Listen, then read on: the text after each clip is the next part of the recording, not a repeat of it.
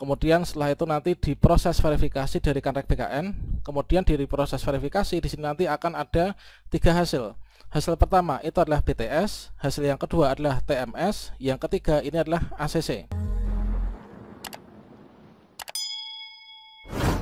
Seperti yang kita ketahui bahwa finalisasi pengisian DRH dan juga pemberkasan itu ketika kita sudah mengakhiri proses pengisian DRH.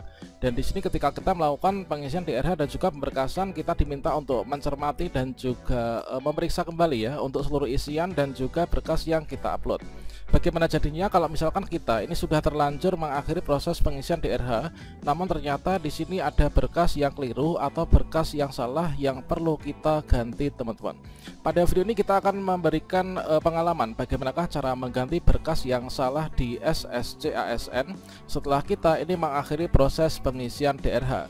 Dan tentunya di sini ada hal penting yang wajib kita ketahui ketika teman-teman ingin mengganti berkas yang salah di SSC-ASN. Jadinya di sini nanti tidak sembarangan ya. Kita ke bagaimanakah caranya, ketentuannya bagaimana, silahkan simak video ini sampai selesai. Namun sebelum kita lanjutkan, perlu saya ingatkan, bagi teman-teman yang mungkin baru saja menemukan channel ini, silakan klik tombol subscribe-nya dan aktifkan notifikasi loncengnya, sehingga nanti jika ada update video terbaru, kalian tidak akan ketinggalan informasi. Baiklah sobat-sobatnya, bagi teman-teman yang sudah mengakhiri proses pengisian DRH, yang kita contohkan di sini adalah pengisian DRH P3K guru ya. Namun untuk DRH P3K non guru, baik itu teknis, kesehatan maupun juga CPNS, ini saya rasa juga sama teman-teman. Jadi setelah kita melakukan pengisian DRH, setelah kita akhiri proses pengisian DRH, maka teman-teman di sini akan mendapatkan template seperti ini. Jadi kita sudah nggak bisa lagi login ke link pengisian DRH kita. Dan di sini hanya ada satu tombol, yaitu daftar riwayat hidup seperti ini. Nah, kemungkinan kalau misalkan di sini kita ternyata masih ingat nih, kita sudah melakukan mengakhiri proses pengisian DRH, namun ternyata ada berkas yang salah atau ingin diganti, maka teman-teman silahkan login ke akun, kemudian kalian klik di sini, yaitu daftar riwayat hidup. Dan selanjutnya teman-teman di sini ada menu fitur baru, yang mana di sini munculnya untuk fitur unggah ulang. Ini adalah merupakan fitur yang diberikan, seingat saya itu di tahun 2022 ya. Kalau misalkan di tahun 2021 ketika kita sudah mengakhiri proses pengisian DRH dan juga di sini artinya kita itu final, nggak ada tombol untuk upload ulang. Namun mulai dari tahun 2022 hingga tahun sekarang ini masih muncul, yaitu di sini ada menu unggah ulang.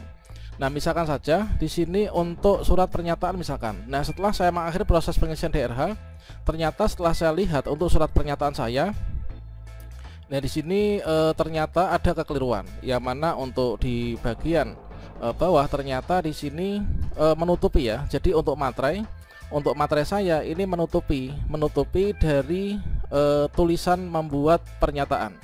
Nah, tentunya di sini kalau misalkan kita ini kemaramannya beda-beda gitu ya. Kalau misalkan di sini kita khawatir nanti akan berdampak yang kita BTS ya atau TMS, maka di sini saya ingin mengganti. Jadi saya mengganti berkas ini dengan berkas yang baru yang saya siapkan, yang di sini tidak ada menutupi ya. Jadi materi itu nggak menutupi tulisan apapun, baik itu nama maupun juga tulisan petunjuk yang lain. Nah, untuk teman-teman di sini kita mengganti berkas ini, kita memanfaatkan fitur tersebut ya teman. Nah, di sini kita tutup dulu. Maka di sini karena saya ingin mengganti dari surat pernyataan 5 poin, maka di sini kita klik di sini, yaitu kita manfaatkan fitur unggah ulang. Kita klik unggah ulang, kemudian kita arahkan menuju ke galeri di mana surat pernyataan yang baru misalkan ya. Nah, ini kita klik di sini, kemudian klik open. Dengan demikian di sini kita akan sudah diunggah. Apakah sudah berubah untuk surat pernyataan saya tadi? Kita klik di sini. Nah, sekarang saya cek ya di bawah. Nah, ini adalah untuk surat pernyataannya sudah berubah ya, sudah berganti. Dari yang tadi materinya menutupi tulisan, sekarang tidak menutupi tulisan. Mungkin teman-teman ada yang bertanya, mengapa di sini kan untuk tombol pertama ya, ini kan surat pernyataan. Surat pernyataan itu kan surat pernyataan 5 poin. Mengapa di sini ada 2 lembar? Memang ini kita pemberkasan itu mengacu pada kebijakan masing-masing instansi kita ya. Kalau di daerah kami ini adalah surat pernyataan itu ada 2, yaitu sama halnya dengan pendaftaran kemarin, yaitu surat pernyataan 5 poin, kemudian surat pernyataan tidak meminta pindah selama masa hubungan perjanjian kerja. Jadi kalau di daerah kami seperti ini, kalau di daerah teman-teman mungkin beda lagi ya. Intinya untuk penggantian berkas itu adalah kalian bisa memanfaatkan fitur tombol unggah ulang. Nah, selanjutnya hal penting apa yang perlu kita ketahui terkait tentang fitur tombol unggah ulang di SSCSN ketika kita sudah mengakhiri proses pengisian DRH. Dan sekarang coba marilah kita buka, yaitu untuk jadwal penyesuaian terbaru, yaitu pemberkasan CASN 2023. Yang mana di sini kita ambilkan yaitu dari situs guru p3k.kemdikbud.go.id. Yang mana untuk P3K guru ini saya rasa sama juga dengan P3K yang lain, yaitu untuk pengisian DRH. Di sini kita mengacu pada jadwal terbaru, yaitu mulai dari tanggal 16 Desember sampai dengan tanggal 14 Januari 2024. Apakah nanti akan ada perpanjangan jadwal pengisian DRH dikarenakan beberapa daerah mungkin dulu pengumumannya itu enggak serentak, ya kita tunggu saja. Namun biasanya kalau misalkan jadwal itu ya memang sesuai dengan jadwal. Namun jika terdapat kendala atau mungkin banyak sekali teman-teman honorer yang pemberkasannya lambat atau belum ngumpul semuanya, biasanya BKPSDM masing-masing instansi itu mengajukan surat permohonan kepada Panselnas, artinya ke BKN, untuk diberikan perpanjangan waktu. Maka nanti akun SSCSN yang berada pada daerah tersebut itu akan diperpanjang ya untuk fitur tombol melakukan pengisian daerah dan juga pemberkasan. Nah, kita asumsikan saja yaitu dari tanggal terakhir ya, ini secara general itu adalah tanggal 14 Januari 2024. Nah, ketika teman-teman di sini sudah terlanjur mengakhiri proses pengisian DRH, ini kan tampilannya seperti ini ya kan, yaitu ada tombol lihat dan juga ada tombol unggah ulang. Meskipun di sini ada fitur tombol unggah ulang dan kita bisa mengunggah ulang kapanpun dan dimanapun, namun kita harus mengacu pada jadwalnya. Jadi pemanfaatan fitur tombol unggah ulang ini adalah di sini kita mengacu pada jadwal.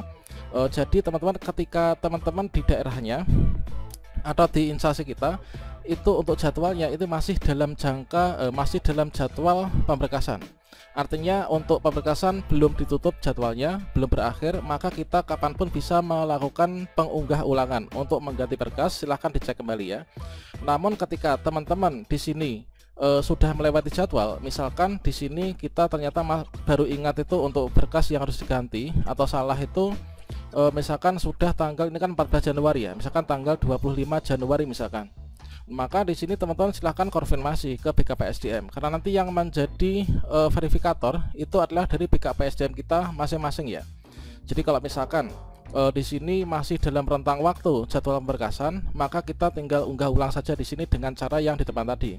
Namun kalau misalkan di sini kita sudah melewati jadwal, maka teman-teman harus mengkonfirmasi bahwa teman-teman melakukan pengunggah ulangan untuk memaksimalkan performa dari berkas yang diupload, baik itu dari segi kualitas maupun juga ukuran ya.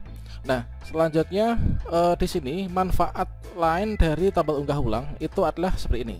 Jadi ketika nanti di sini kita sudah selesai pengisian DRH pemberkasan, ini kan dikirimkan ya untuk berkas-berkas kita itu ke masing-masing kantor regional BKN untuk nanti diterbitkan yaitu NIP3K.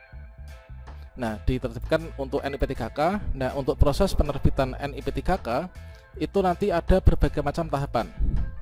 Kita ambilkan contoh yaitu dari Kanrek BKN Jawa Timur, bahwasanya di sini untuk instansi ya dari masing-masing daerah instansi ini mengajukan usul penetapan nomor induk P3K mulai dari tahap pertama yaitu melalui usul masuk, kemudian setelah itu nanti diproses verifikasi dari Kanrek BKN, kemudian dari proses verifikasi di sini nanti akan ada 3 hasil. Hasil pertama itu adalah BTS, hasil yang kedua adalah TMS, yang ketiga ini adalah ACC.